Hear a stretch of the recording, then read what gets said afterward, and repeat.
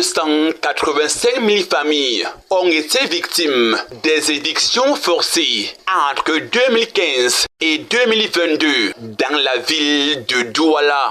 C'est 285 000 familles qui ont vu leur mise en valeur, leur demeure, leur patrimoine, tout ce qu'ils ont pu réaliser dans la vie, aller en ruine en une seule minute. Le rapport de l'étude récemment mené par d'éminents professeurs de droit de l'université de Douala à la demande de la plateforme des organisations pour la promotion du droit au logement au Cameroun, de concert avec le CODAS Caritas, a été présenté aux autorités administratives de la ville de Douala et au Premier ministère. Nous avons eu donc la chance d'une séance de travail qui a duré près de 3 heures de loge.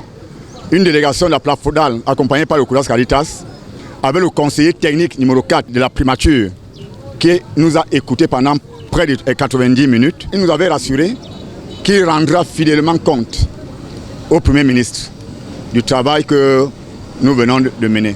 Et à l'issue de l'échange fructueux, le conseiller technique numéro 4 de la primature a suggéré à la Plafodal d'étendre ses actions dans l'ensemble des 10 régions du pays.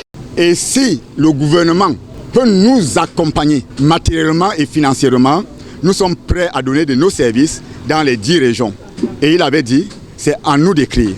Et nous présentons ça au niveau de la primature pour examen. C'est une action qui doit s'étendre dans les 10 régions parce que les Camerounais ont soif de connaître. Les Camerounais ont soif du savoir. Les Camerounais ne maîtrisent pas les rouages du foncier au Cameroun.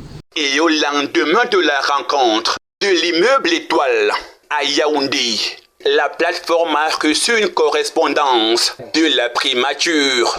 Cette correspondance qui instruit le Minju, pas seulement à nous écouter, mais à travailler de concert avec la Plafodal et le CODAS dans l'examen de la proposition de loi sur le logement décent au Cameroun. C'est l'instruction que le Premier ministre donne au ministère de l'Habitat. Un véritable plaidoyer pour l'éradication des déguerpissements forcés au Cameroun, mais aussi une sensibilisation accrue sur les droits fonciers dans notre pays.